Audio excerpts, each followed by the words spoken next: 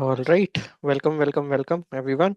So, today we are going to continue our series in which we are covering the book Trading in the Zone, and we are going to talk about chapter number 5 today, which is the dynamics of perception. Okay, so far we have already covered the four chapters, and in case if you have missed it, you can go through the previous videos to get the better context of what we are covering here and what exactly we are doing it. And also, I'll give you a brief summary of whatever we are trying to do over here. We are just covering the human psychology from the trading perspective. So this book is solely dedicated to that. And before this, we have already covered trading in the zone. Like trading in the zone is the current book, and before this, we have already covered the disciplined trader. So you can check that out as well. Okay. Now today we are going to talk about the dynamics of perception. One of the primary objective of this book is to teach you how to take the threat of pain out of market information. The market doesn't generate happy or painful information. From the market perspective, it's all simply information. It may seem as if the market is causing you to feel the way you do at any given moment, but that's not the case. It's your own mental framework that determines how you perceive the information, how you feel, and as a result, whether or not you are in the most conducive state of mind to spontaneously enter the flow and take advantage of whatever the market is offering. Professionals don't perceive anything about the market as painful, therefore, no threat exists for them. Right.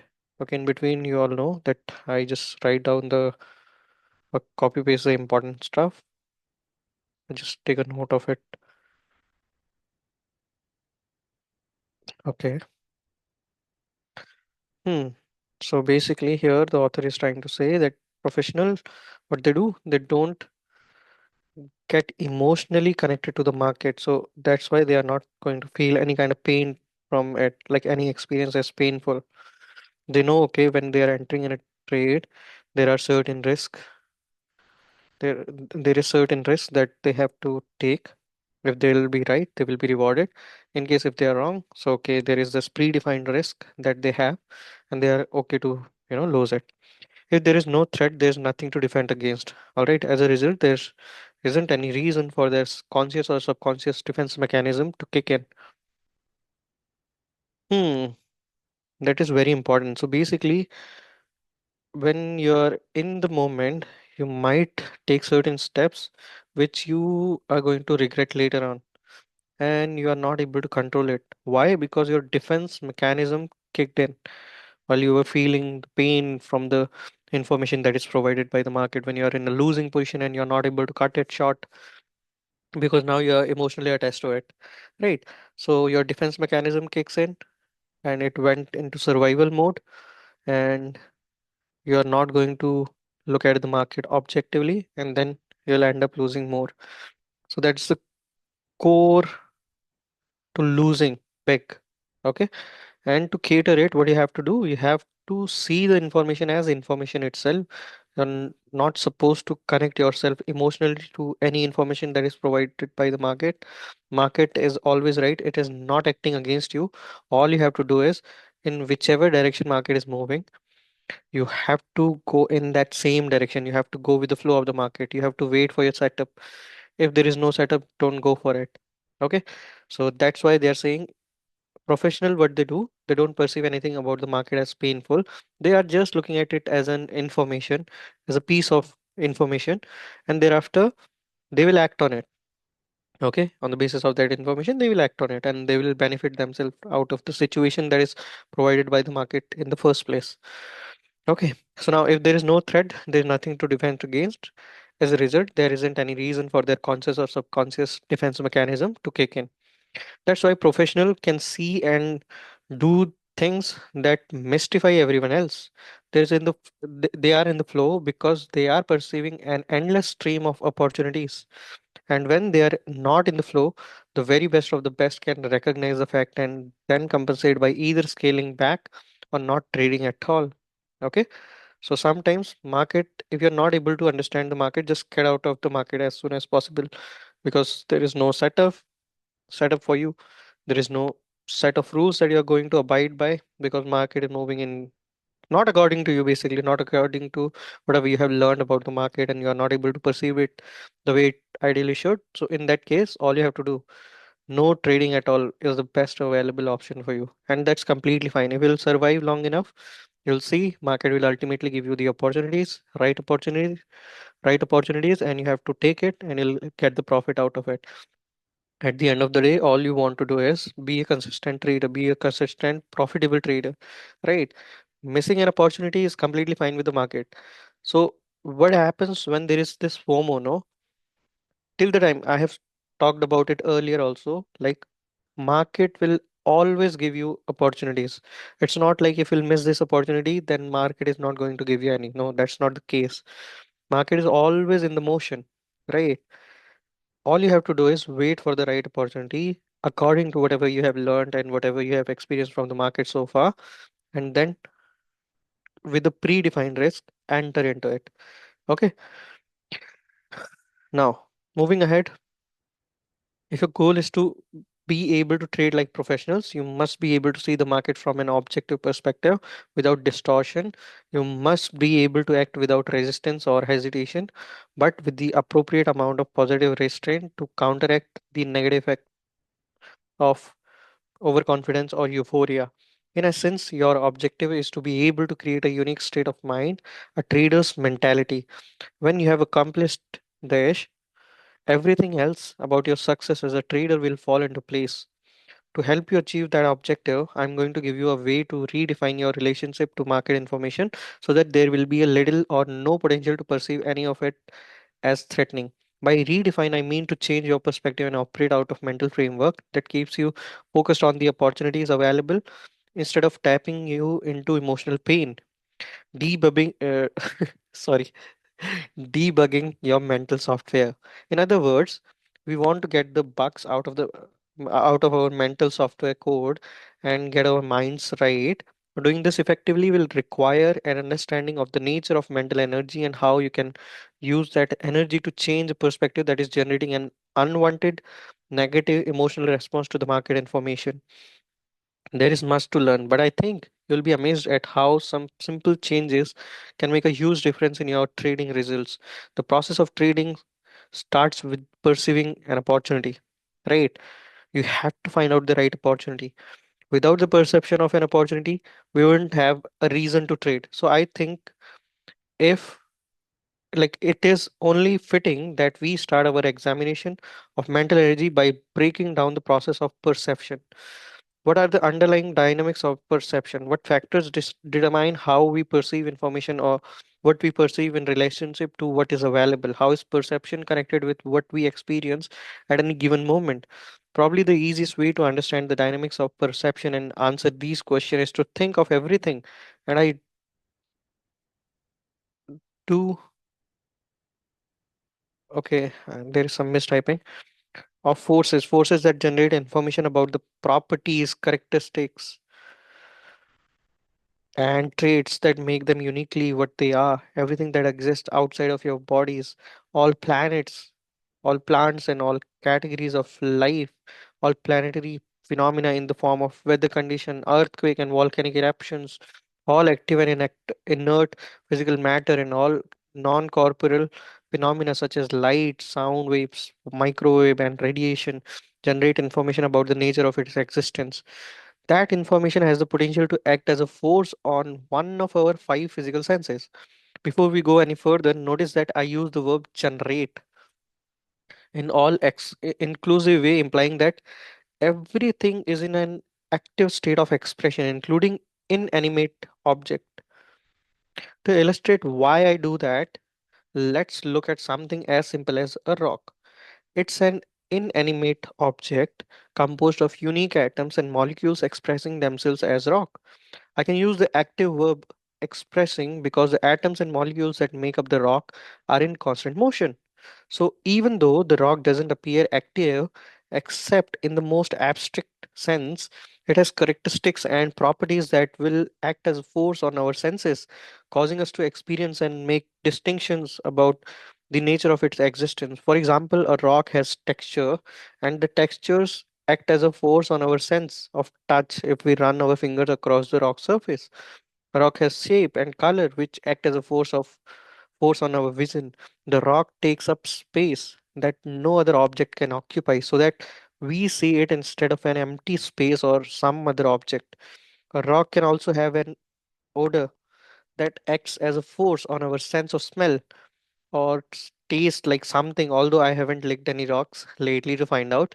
When we encounter anything in the environment that expresses its properties and characteristics, an exchange of energy takes place, like we understood in the example of this rock, right?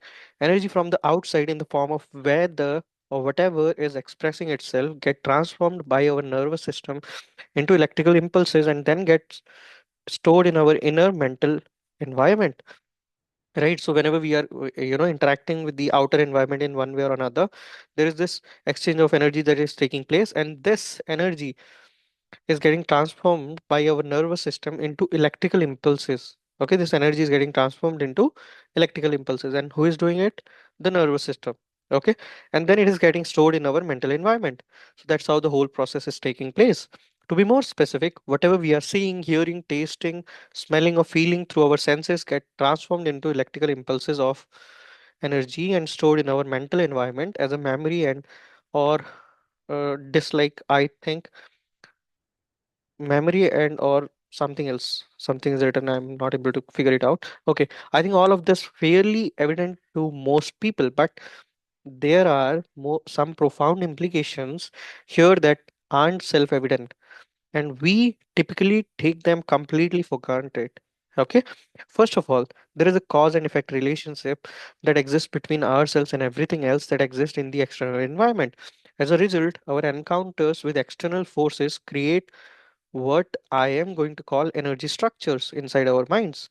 The memories, distinctions, and ultimately the beliefs we acquire throughout our lives exist in our mental environment in the form of structured energy. Structured energy is an abstract concept. You might be asking yourself, how does energy take shape or form? Before I answer this question, or even more fundamental question needs to be addressed. Okay, how do you know that memories, distinctions, and beliefs exist in the form of energy in the first place? I don't know if it's been scientifically proven or completely accepted by the scientific community, but ask yourself, in what other form could these mental components exist? Here's what we know for sure: anything composed of atoms and molecules takes up space and therefore can be observed. If memories, distinctions, and beliefs exist in some physical form, then we should be able to observe them. To my knowledge, no such observation has have been made. You cannot see your memories, right?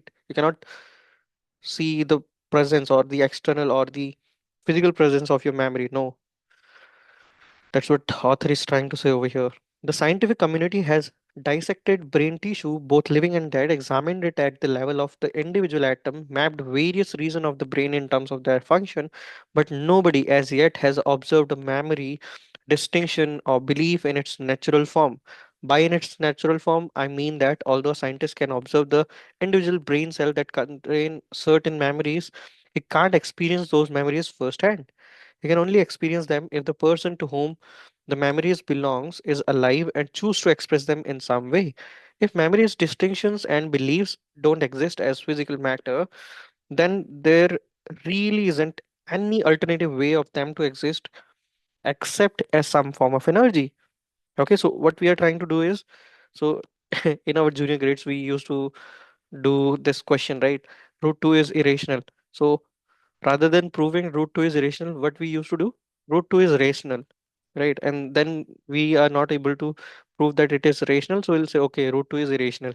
So similar thing that he's trying to say over here, he talked about the brain, and then he said okay, the scientists, they did this, and they were not able to observe the memories in the first hand.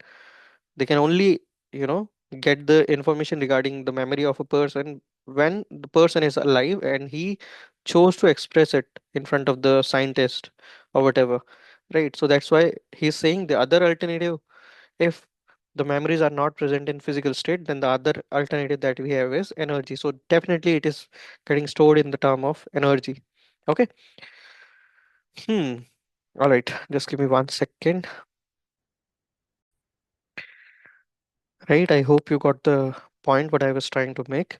and the author is also trying to make in this particular sentence and by giving this particular example, right? Now, moving ahead. So at where we were reading, okay, where to exist in some form of energy. Okay, if this in fact the case, can this energy take an specific shape?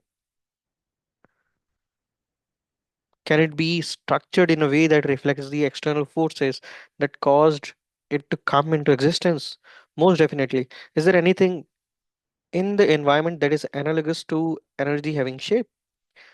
Thoughts are energy because you think in a language. Your thoughts are structured by the limitations and rules that govern the particular language in which you think. When you express those thoughts aloud, you create sound waves, which are a form of energy.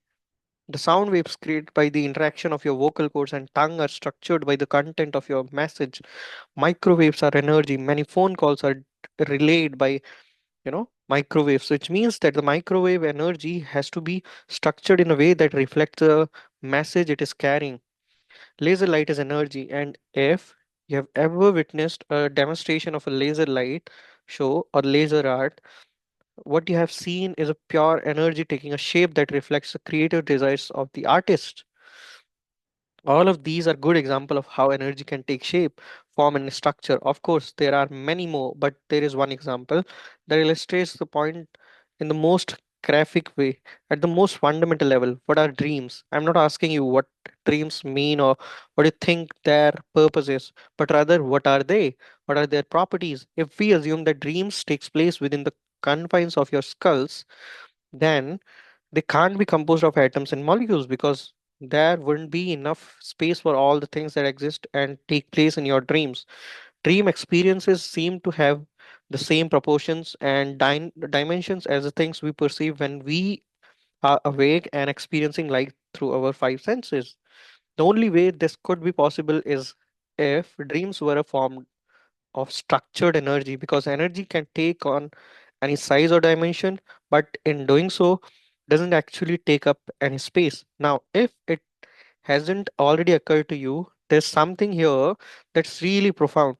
If the memories, distinctions, and belief we have acquired as a result of our encounters with the external environment represents what we have learned about that environment and how it works, and if these memories, distinctions, and belief exist in our mental environment as energy, and if energy doesn't take up any space, then could it also could be said that we have an unlimited capacity of learning. Well, not only do I think it could be said, I'm saying it. Consider the development of human consciousness and what to know to function effectively compared to just 100 years ago. There is absolutely nothing to indicate that we don't have an unlimited capacity to learn. The difference between what we are aware of now and what we can do as a result of this expanded awareness would boggle the mind of anyone living 100 years ago. That's true, right? Now, moving ahead, not 100 years ago, if you have to go for a normal example, the things that you're doing nowadays with the technology and everything, that can sometime, make your parents think that how you're able to do it. It is a big thing for them, the basic things, right? And for you, it is a normal thing. But for them, it is something big because they have certain other experiences and we have certain other experiences, and our memories and our energy that we have stored in our like in our mind as memories, that is different than that of our parents, and that's how the experiences are also going to vary. All right, we have a lot of more information in technical department if we'll compare it to our parents, right? So yeah, memory or our mind can have a lot of this information stored, right? Perception and learning. However, we must be careful not to equate storage capacity with learning capacity. Okay, things can be stored, but learning capacity is different. Learning and becoming aware of what is available to be learned is not just a function of storage capacity. If it were, then what would stop us from knowing everything? And if we knew everything, then what would stop us from perceiving every possible characteristics property or trait of everything that is expressing itself in any given moment? What stops us now? These questions get to the very heart of why you have to understand that mental components like memories, distinctions, and belief exist as energy. Anything that is energy has the potential to act as a force expressing its form, and that is exactly what our memories, distinction, and beliefs do. They act as a force on our senses from the inside, expressing their form and content. And in the process of doing so, they have a profoundly limiting effect on the information we perceive in any given moment, making such of the information that is available from the environment's perspective and the possibilities inherent with that information literally invisible. I'm saying here that in any given in any given moment, the environment is generating an enormous amount of information about its properties, characteristics, and traits. Some of that information is beyond the physiological range of our senses. For example, our eyes can't see every wavelength of light, nor can our ears hear every frequency of sound that environment produces.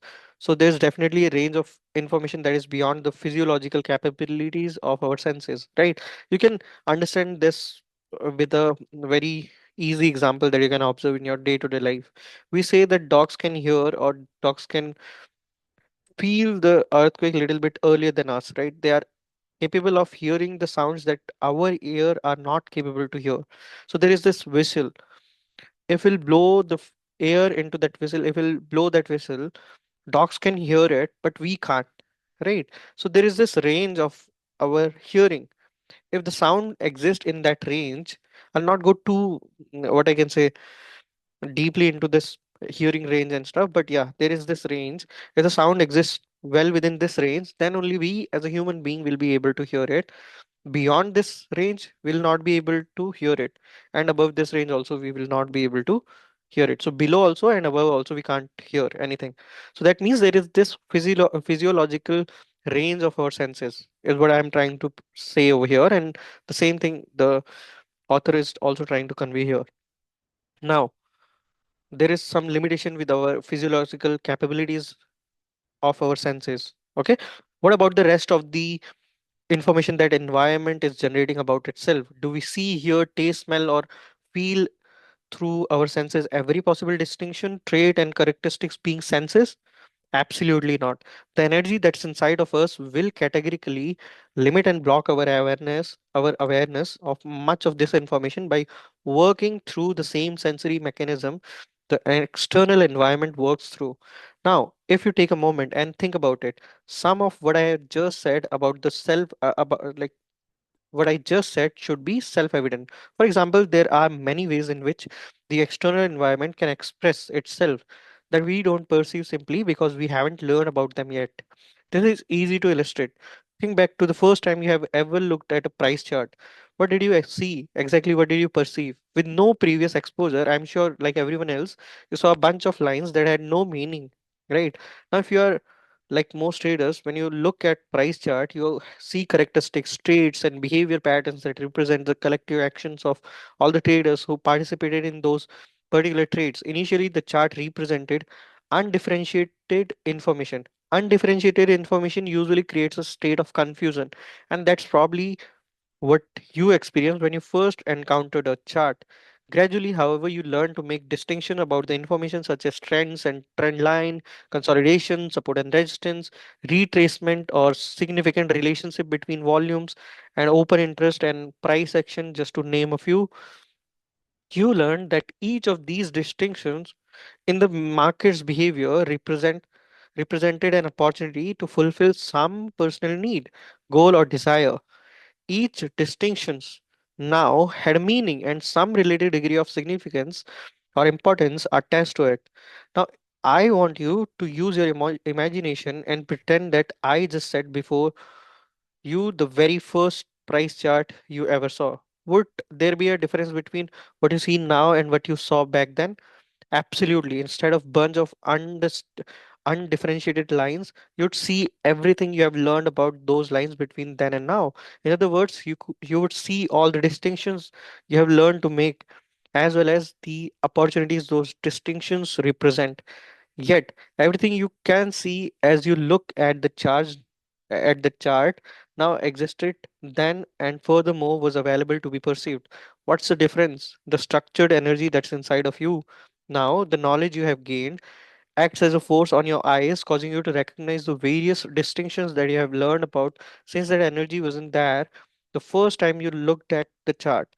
All the opportunities that you see that now you now see were there, but at the same time invisible to you. Furthermore, unless you have learned to make every possible distinction based on every possible relationship between the variables in the chart, what you haven't learned yet is still invisible. Most of us have no concept of the extent to which we are continually surrounded by the invisible opportunities inherent in the information we are exposed to. More often than not, we never learn about these opportunities, and as a result, they remain invisible.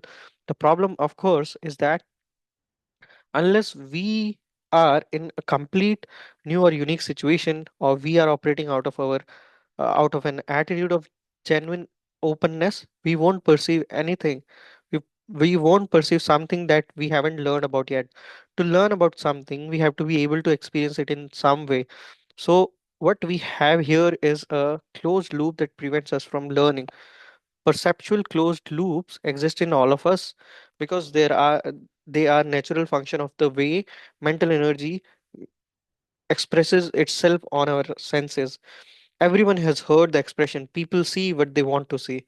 I'd put it in a little differently. I would put it a little differently. People see what they have learned to see, and everything else is invisible until they learn how to counteract the energy that blocks their awareness of whatever is learned and waiting to be discovered.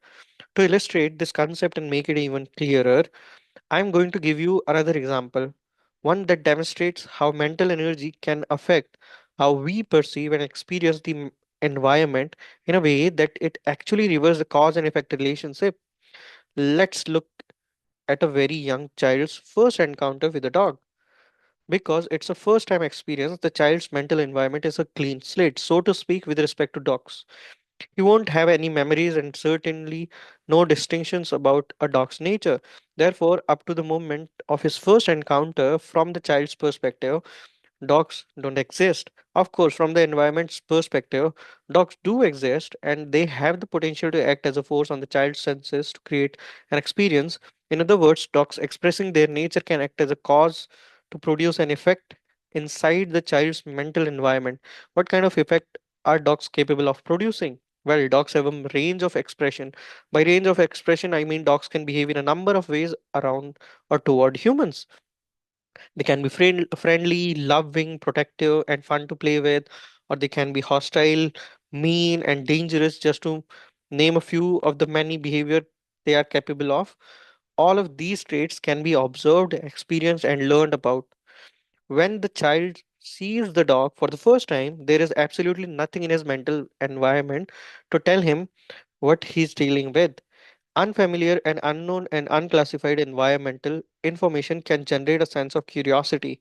When we want to find out more about what we are experiencing, or it can generate a state of confusion, which can easily turn to fear if we can't place the information into an understandable or meaningful organizational framework or context. In our example, the child's sense of curiosity kicks in and he rushes to the dog to get more sensory experience. Notice how children are literally compelled to trust themselves into a situation they know nothing about. However, in this example, the environmental forces at hand do not react favorably to the child's advances. The dog the child is interacted in is either inherently mean or having a bad day. In any case, as soon as a child gets close enough, the dog bites him. The attack is so severe that the dog has to be pulled off the child. This kind of unfortunate experience is certainly not typical, but it's not that uncommon either. I chose it for two reasons. First, most people can relate to it in some way from their own direct experience or through the experience of someone they know. Second, as we analyze the underlying dynamics of this experience from an energy perspective, we are going to learn about how our minds are designed to think process information, how these processes affect what we experiences and our ability to recognize new possibilities, right? So this is how our mind works. Okay, let me take a note of it. This looks important.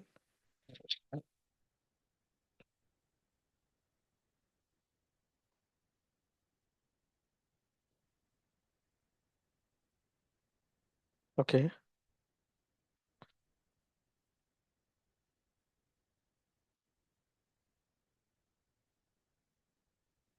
Hmm.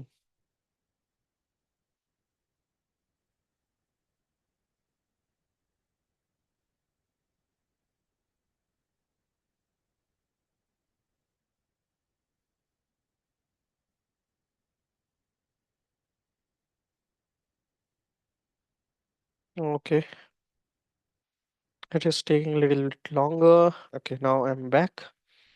I know this may seem like a lot of from just one.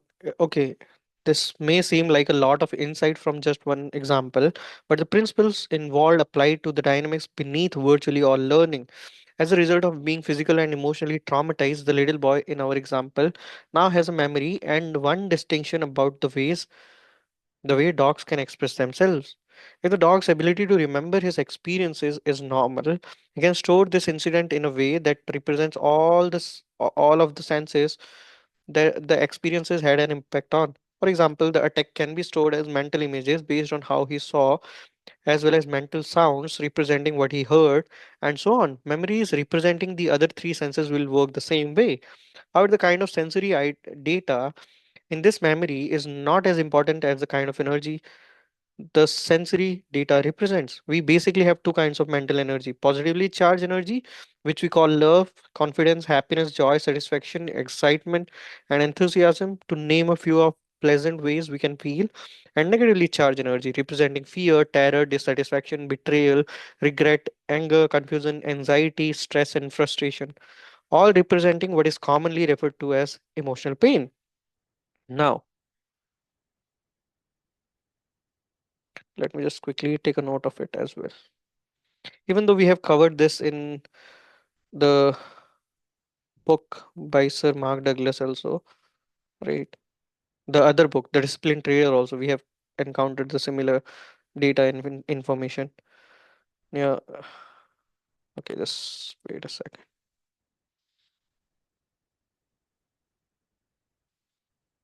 All right, just give me 1 second. I'll have to.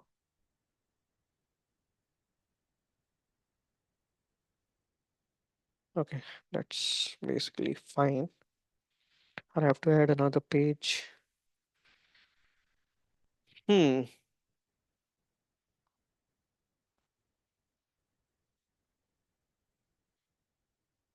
Okay, let's go back. All right. Because the boy's first experience with the dog was intensely painful, we can assume that regardless of what senses were affected, all of his memories of his experience will be in painful, unpleasant feeling, negative energy. Now, what effect will the negatively charged and mental energy have on his perception and behavior if and when he encounters another dog? The answer is so obvious that it may seem ridiculous even to us, but the underlying implications are not obvious. So bear with me. Clearly, the moment he comes with the contact with another dog, he'll experience fear. Notice that I use the word another to describe the next dog he has any contact with. What I want to point out is that any dog can cause the boy to feel fear, not just the one that actually attacked him. It won't make a bit of difference if the next dog he comes into contact with is the friendliest dog in the world, one whose nature is only to express playfulness and love. The child will still be afraid, and furthermore, his fear could quickly turn to unrestrained terror, especially if the second dog, seeing a child and wanting to play, attempts to approach him. Each of us has at one time or another witnessed a situation in which someone has experiencing fear when from our perspective there wasn't the least bit of danger or threat. Although we may not have said it, we probably thought to ourselves that this person was being irrational.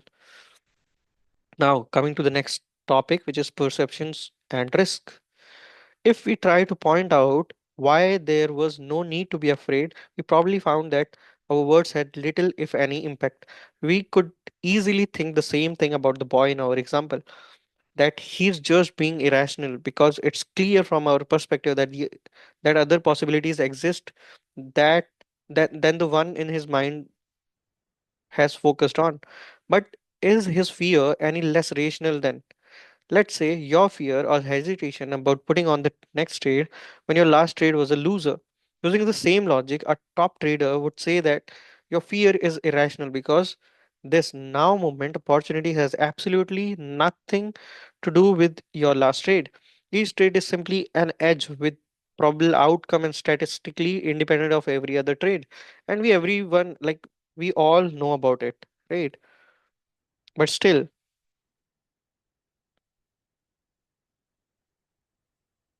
okay, I'll still take a note of it just to add the context it while I'm going through the content once again. If you believe otherwise, then I can see why you are afraid. But I can assure you that your fears are completely unfounded. As you can see, one person's perception of risk can easily be perceived as irrational thinking by another. Risk is relative, but to the person who perceives it in the moment, it seems absolute and beyond question. Right? So the same things, the same information that is provided by the market can look like a risky trade for someone and can look like a golden opportunity to someone else. Okay, because of the way they are perceiving it, because of the kind of experiences they have in the past, or whatever they have learned so far about the market and in general also, right?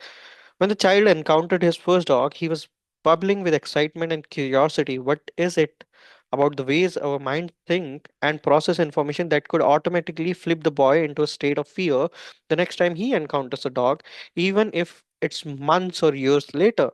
Right? We sometimes, if you'll go into, this therapy session, and even if you don't go, if you just hear the experience of the people who are coming out of the therapy session, the one common thing, or mostly some of the people will tell you, is something related to childhood trauma, right? That means they have experienced something in the childhood, and still it has an impact on their core personality, that they are still coping out or trying to cope out from it after years and years and years. Okay, now if we look at fear as natural mechanism, what is the about okay, what is it about the ways our mind thinks and process information that could automatically flip the boy into a state of fear the next time he encounters a dog, even if it's months or years later? If we took a fear as a natural mechanism warning us of threatening condition, then what is it about the ways our mind function that would automatically tell the boy that the next encounter with a dog is something to be afraid of? What happened to the boy's natural sense of curiosity? There is surely more to learn about the nature of dogs than this one experience has taught him, especially in light of the fact that our mind seems to have an unlimited capacity of learning. And why would it be virtually impossible to talk the boy out of this fear? The power of association. As complex as these questions may seem at first glance, most of them can be answered quite easily. I'm sure many of you already know the answer. Our minds have an inherent design characteristics that causes us to associate and think anything that exists in the external environment that is similar in quality. Okay, let's go through it once again because this is important. Okay, as complex as these questions may seem at first glance, most of them can be answered quite easily. I'm emphasizing on this word easily over here. I'm sure many of you already know the answer. Our minds have an inherent design characteristics that causes us to associate and link anything that exists in the external environment that is similar in quality, characteristics, properties, or traits to anything that already exists in our mental environment as a memory or distinction. In other words, in the example of the child being afraid of dogs, the second dog or any other dog he encounters thereafter doesn't have to be the dog that attacked in order for him to experience emotional pain. There just has to be enough of a likeness or similarity for his mind to make a connection between the two. This natural tendency for our minds to associate in an is an unconscious mental function that occurs automatically. It is not something we have to think about or make decisions about. An unconscious mental, okay, then I'll have to take a note of it.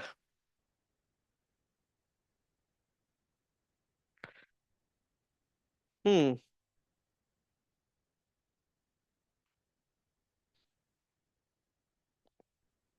It's not something we have to think about or make a decision about. An unconscious mental function would be analogous to an involuntary physical function such as heartbeat, such as just as we don't have to consciously think about the process of making our hearts beat, we don't have to think about linking experiences and our feelings about them. It's simply a natural function of the way our minds process information, and like a heartbeat, it's a function that has profound effect on the way we experience our lives. I'd like you to try and visualize the two-way flow of energy that reverses the cause and effect relationship. That'll make it difficult, if not impossible, for the boy to perceive any other possibility that the one that's in his mind. To help you, I'm going to break this process down into smallest part and go through what happens step by step. All of this may seem bit abstract, but understanding this process plays a big part in unlocking your potential to achieve consistent success as a trader. First, let's get right down to the basics. There is a structured energy outside of the boys and structured energy on the inside of the boy. The outside energy is positively charged in the form of friendly dog that wants to express itself by playing. The inside energy is negatively charged memory in the form of mental images and sounds that represents the boy's first experience with a dog. Both the inside and the outside energy have the potential to make themselves felt on the boy's senses, and as a result create two different kinds of situations for him to experience. The outside energy has the potential to act as a force on the boy in a way that he could find very enjoyable. This particular dog expresses behaviors characteristics like playfulness, friendliness, and even love. But even keeping in but keep in mind that these are characteristics that the child still has not experienced in a dog. So from his perspective, they don't exist. Just as in the price chart example I presented earlier, the child won't be able to perceive what he hasn't yet learned about unless he's in a state of mind that is conducive to learning. The inside energy also has potential and is just waiting, so to speak, to express itself. But it will act on the boy's eyes and ears in a way that causes him to feel threatened. This, in turn, will create an experience of emotional pain, fear, and possibly even terror. From the way I have set this up, it may seem as if the boy has a choice between experiencing fun or experiencing fear, but that's really not the case, at least not in the moment. Other two possibilities that exist in this situation, he'll undoubtedly experience the pain and fear instead of the fun. This is true for several reasons. First, as I have already indicated, our minds are wired to automatically and instantaneously associate and link information that has similar characteristics, properties, and traits. What's outside? Okay, just let me take a note of it.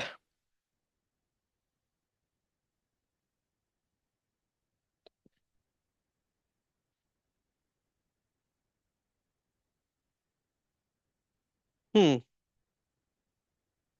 What's outside of the child in the form of a dog looks and sounds similar to the one that's in his mind. Or the degree of similarity that is necessary for his mind to link the two is an unknown variable, meaning I don't know how the mental mechanism that determines how much or how little similarity is required for our minds to associate and link two or more sets of information, since everyone's mind function in a similar way but at the same time is unique.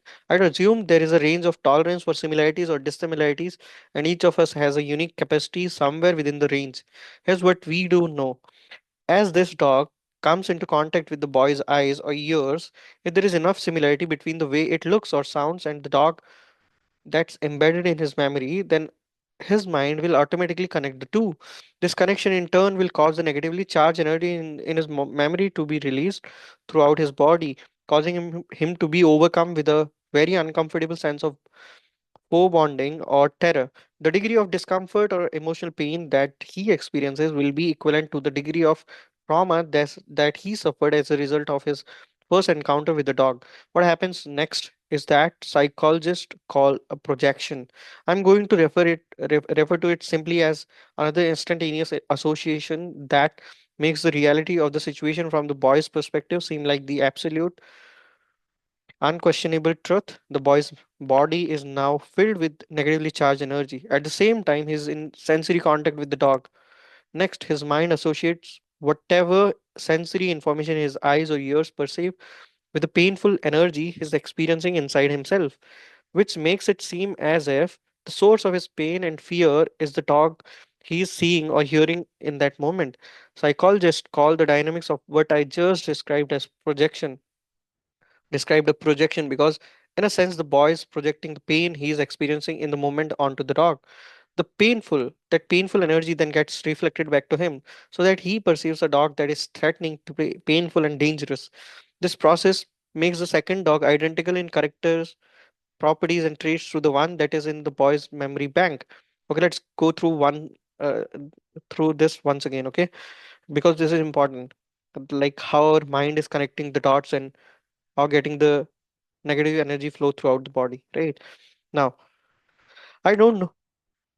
I don't know the mental mechanism that determines how much or how little similarity is required for our minds to associate and link two or more sets of information, since everyone's mind function in a similar way but at the same time is unique. I would assume there is a range of tolerance for similarity or dissimilarity, and each of us has a unique capacity somewhere within the range. Here's what we do know: as next dog, comes into contact with the boy's eyes or ears, if there is enough similarity between the way it looks or sounds and the dog that's embedded in his memory, then his mind will automatically connect the two. This connection in turn will cause the negatively charged energy in his memory to be released throughout his body, causing him to be overcome with a very uncomfortable sense of foreboding or terror. The degree of discomfort or emotional pain that he experiences will be equivalent to the degree of trauma that he suffered as a result for his first encounter with the dog. What happens next is what psychologists call a projection.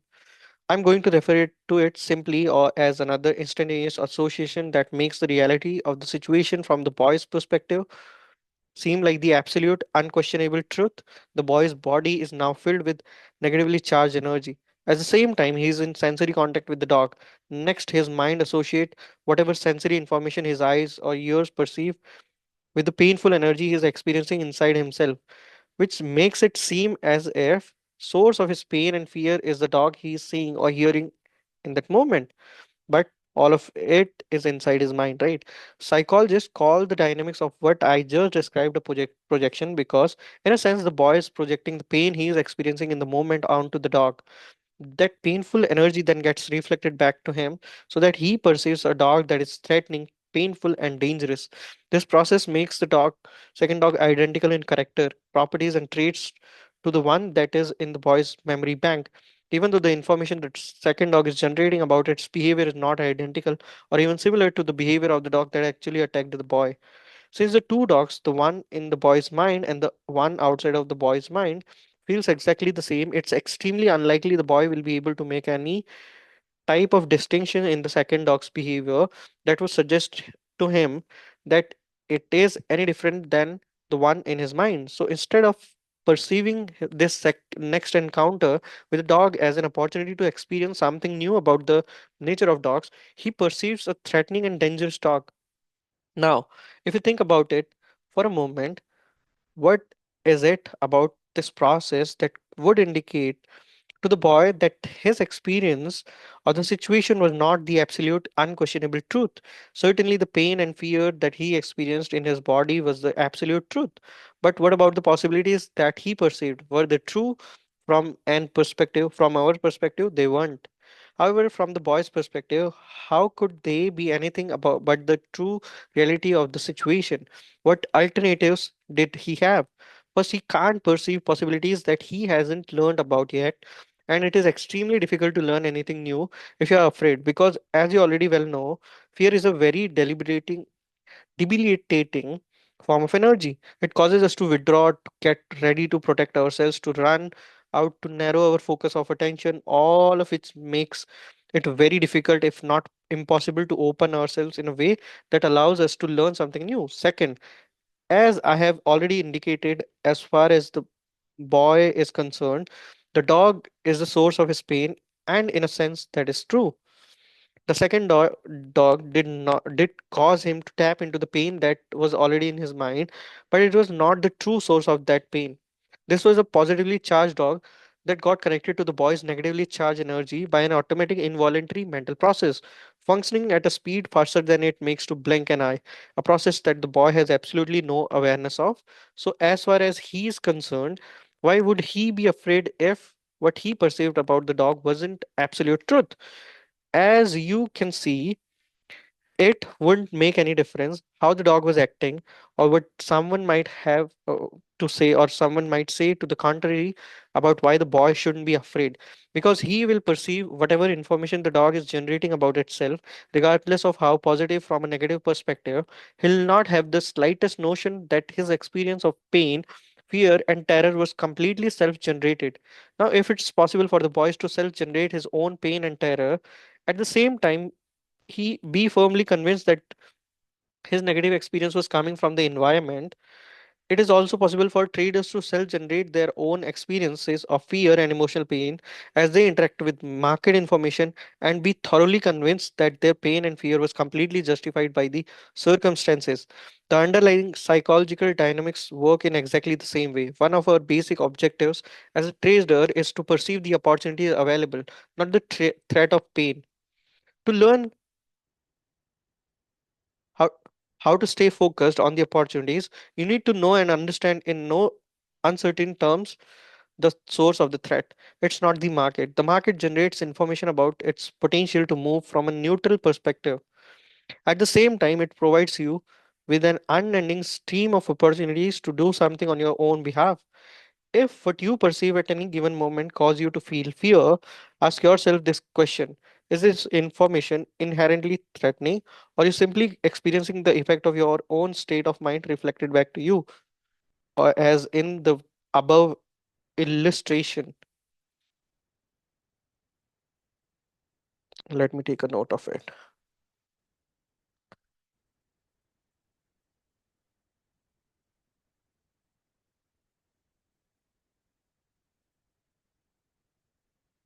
Okay,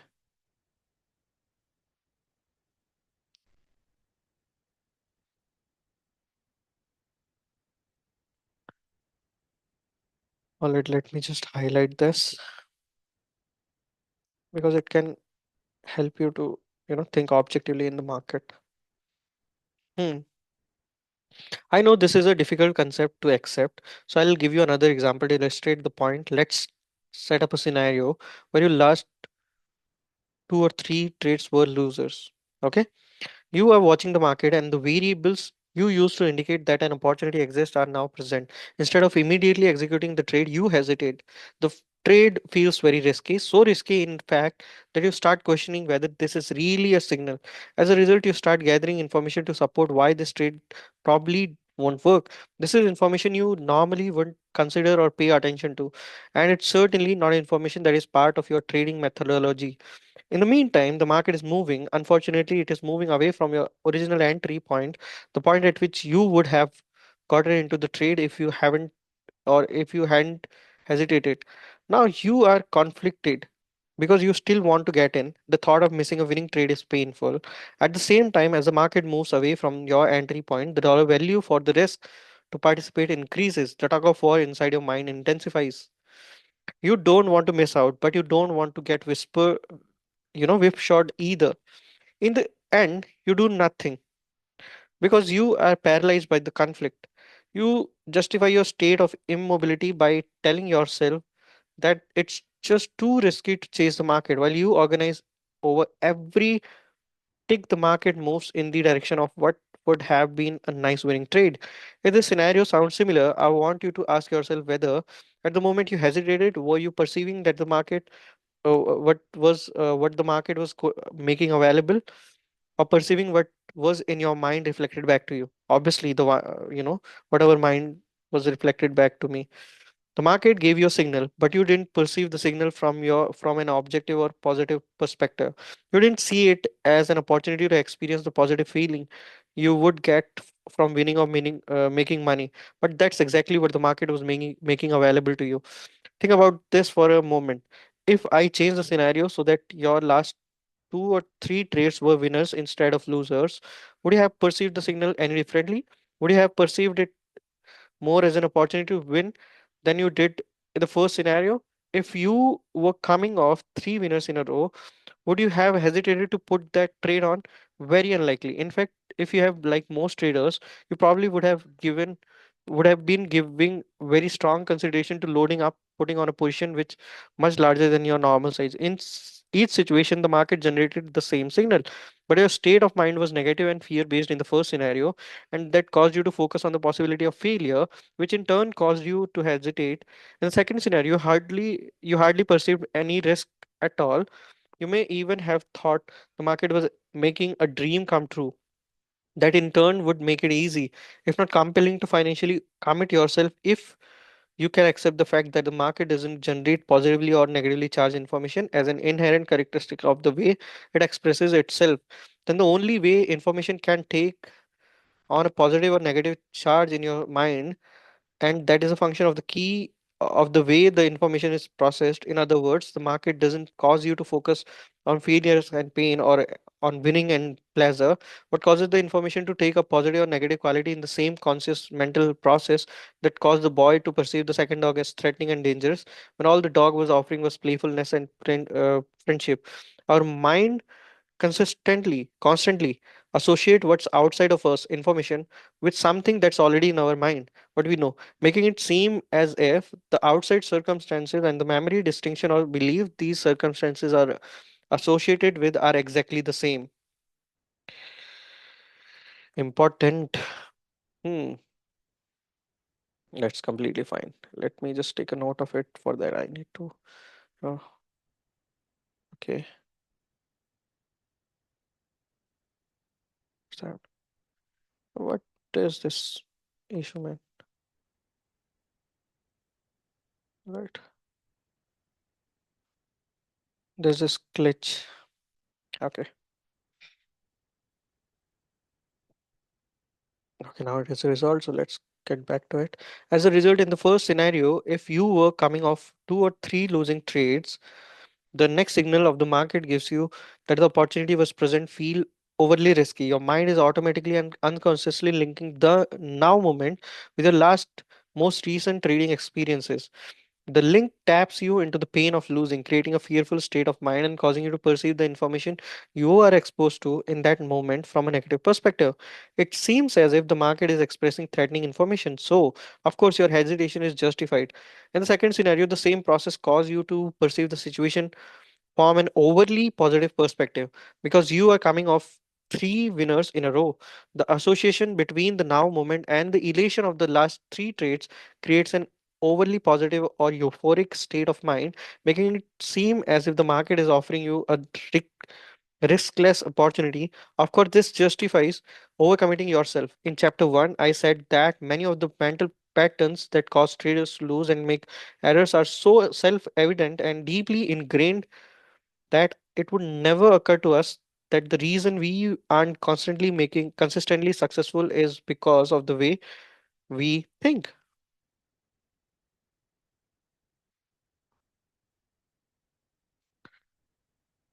Okay, let me take a note of it. That's again important. Understanding, becoming consciously aware of, and then learning how to circumvent the mind's natural propensity to associate is a big part of achieving that consistency. Just give me 1 second.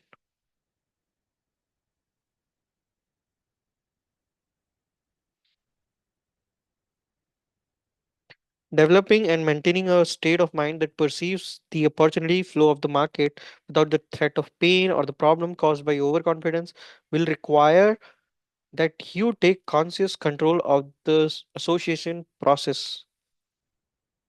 Okay.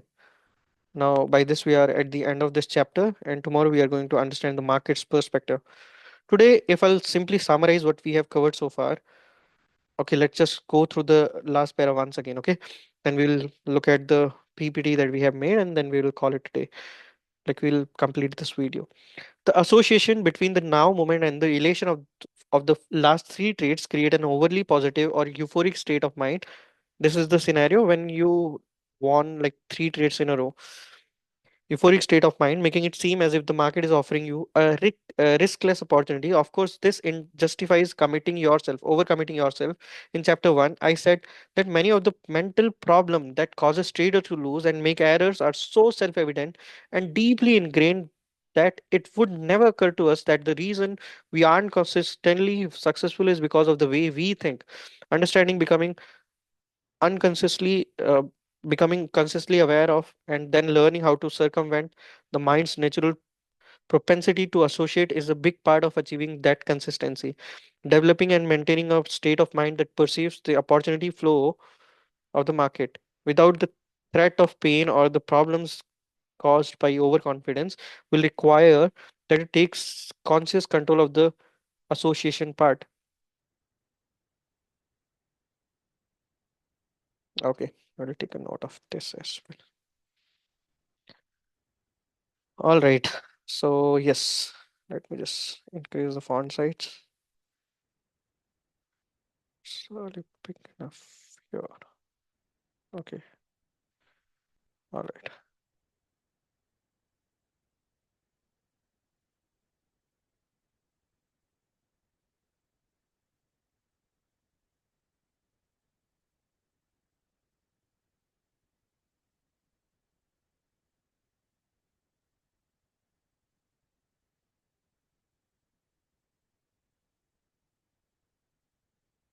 That is fine. Okay. Let me just stop sharing and then I'll share again so that I can show you the PPT. All right. Now look at the. Let's just quickly summarize what we have covered today. Okay.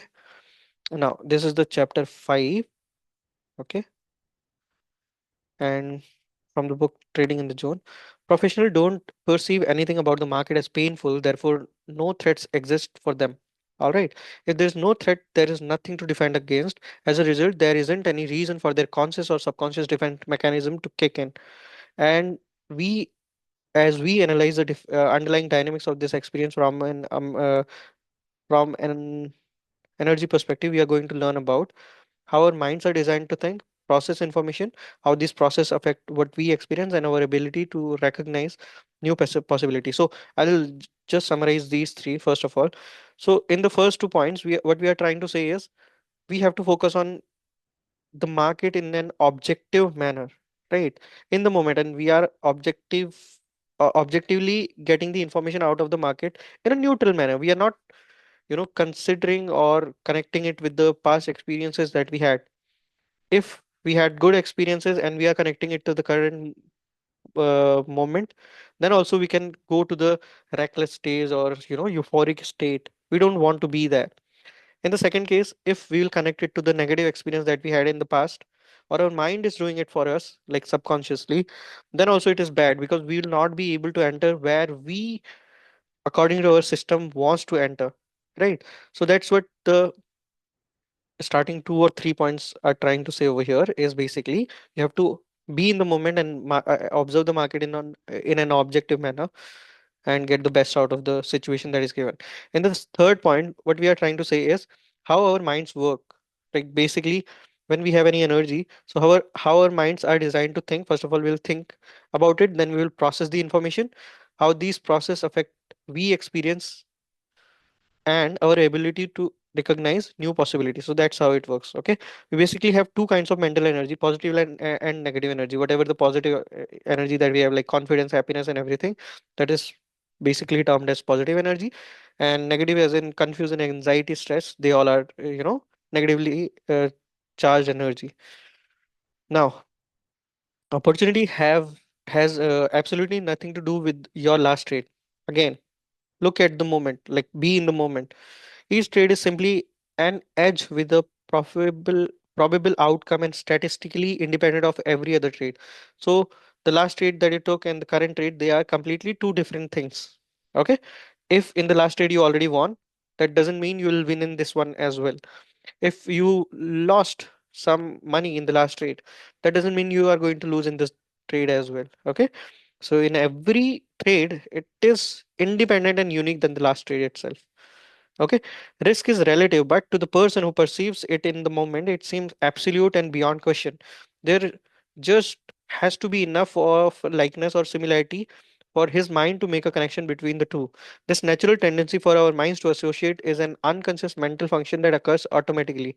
First, as I have already indicated, our minds are wired to automatically and instantaneously associate and link information that has similar characteristics, properties, and traits. So, whatever you are observing in the external environment, our mind will associate it with the information that is present in the mind, and then it will associate it, right?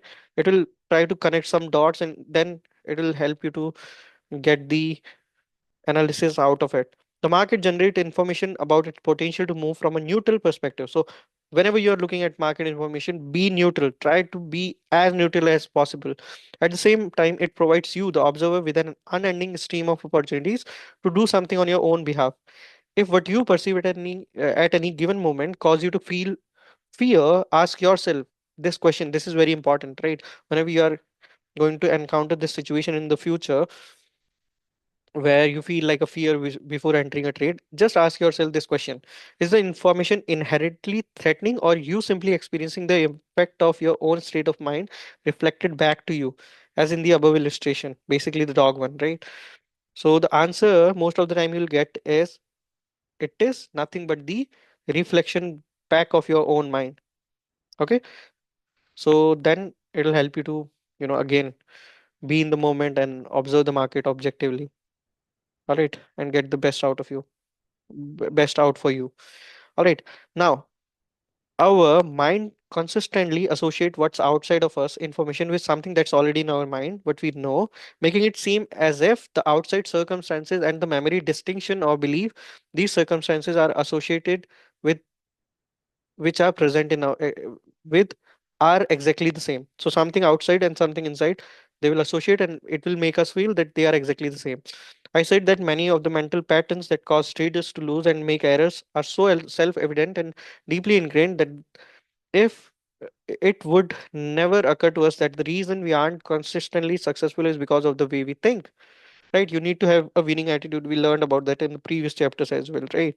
So why we aren't able to consistently successful in the market, that is because of the way we perceive the market. That is because of what the way we think. Understanding, becoming consciously aware of, and then learning how to circumvent the mind's natural propensity to associate is a big part of achieving that consistency. Okay, so consciously aware of, and then learning how to circumvent the mind's natural propensity to associate is a big part of achieving the that consistency. Like, the how can you become the consistent successful trader? Developing and maintaining a state of mind that perceives the opportunity flow of the market without the threat of pain or the possible problem caused by overconfidence will require that you make conscious control of this association process. Okay, so you have to consciously connect the dots, basically, whatever is in the external environment and whatever you have in your mental environment. When the dots are getting connected, you have to consciously look for it, and you have to get the best out of the situation in your own interest, is what author was trying to say. And that's the summary of this particular chapter. So if you have come so far, so, and if you have any doubt, you can post it in the same text box or the comment box below. And yes, thank you so much for being here. And thank you so much, Universe. Thank you so much, Radharanji. We'll meet next time. Till then, stay happy, stay safe, stay healthy, and have fun. Peace out.